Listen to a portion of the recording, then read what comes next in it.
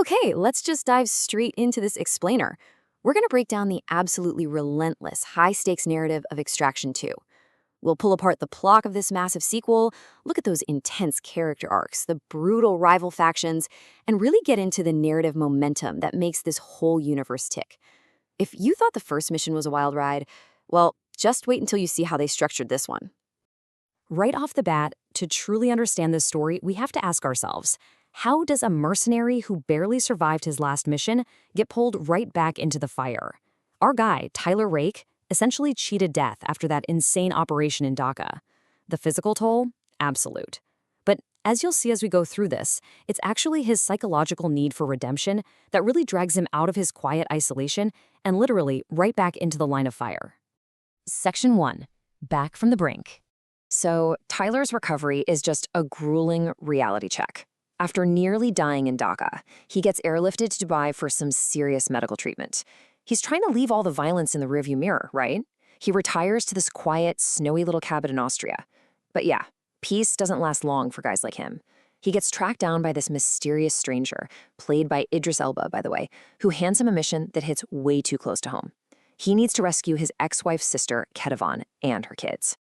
Now, the battle lines here are terrifyingly asymmetrical. On one hand, you've got Tyler's super tight-knit mercenary crew, just him, Nick, and Yaz Khan. And on the flip side, you have the Nagazi. They were founded by the ruthless Radiani brothers, and they are literally the largest crime syndicate in Georgia. So we're talking precision tactics going head-to-head against just overwhelming syndicate firepower.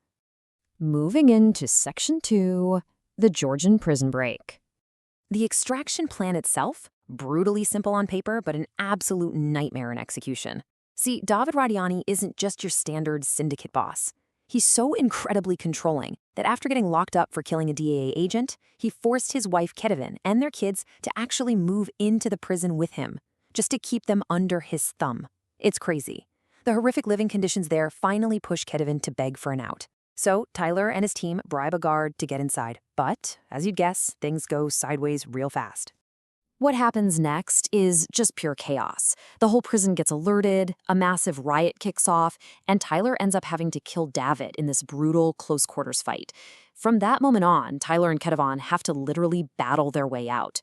They end up hijacking an armored train, fighting off heavily armed Nagazi forces in this completely harrowing sequence all the way to Vienna. It's wild. Section 3. Family betrayal and tragedy. Because escaping that prison, that was only half the battle. The true tragedy of this plot actually comes from inside the rescued family.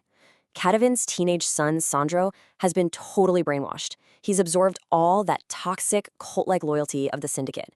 He just can't process his dad dying at Tyler's hands, so he makes a catastrophic decision.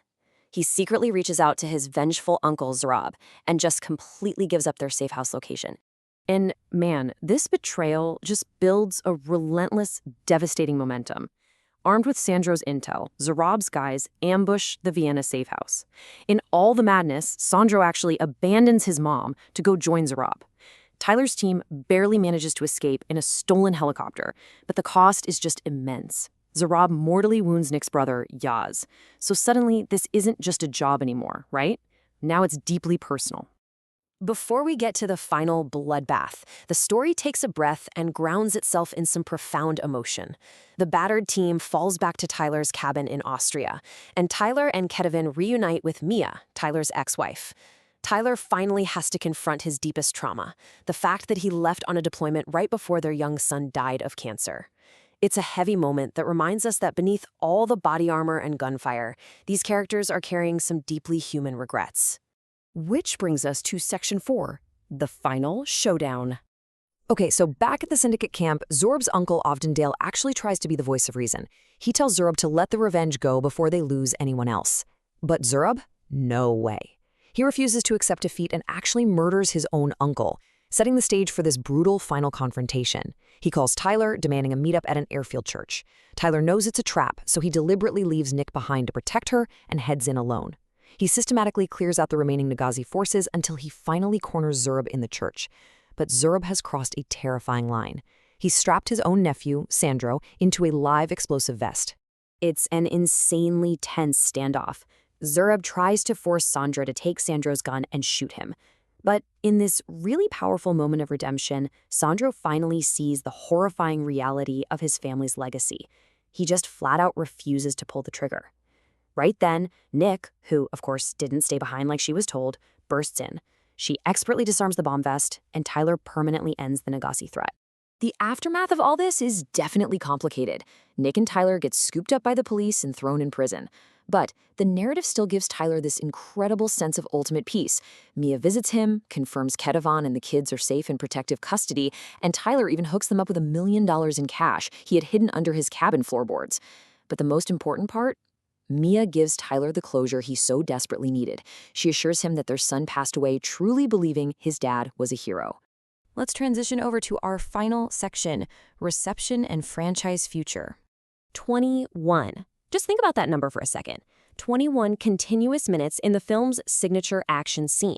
Director Sam Hargrave completely upped the ante from the first movie, choreographing this exhausting, phenomenal sequence that drags us through a prison riot, a crazy car chase, and a train escape, all flowing like one single, uninterrupted camera shot. It's absolutely mind-blowing.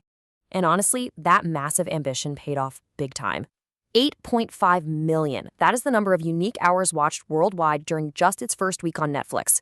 People were clearly incredibly hungry for Tyler Rake's return. So, with an 80% positive Rotten Tomatoes score and numbers like that, it's no surprise Netflix officially announced Extraction 3. The universe is definitely expanding. We know Chris Hemsworth and Sam Hargrave are coming back, and we're expecting to see Golshifteh Farahani as Nick and Idris Elba as the mysterious stranger return too. They're slated to start filming in 2026, looking at a highly anticipated 2027 release. And that wraps up our breakdown. As we finish up this explainer, think back to that very last scene. Tyler and Nick are pulled out of prison to meet with that mysterious stranger, and he's already handing them a brand new mission. It really makes you wonder, doesn't it? What kind of intense new action set pieces and what kind of new emotional depths are waiting for us in 2027? We'll have to wait and see. Thanks for hanging out and unpacking this crazy story with me.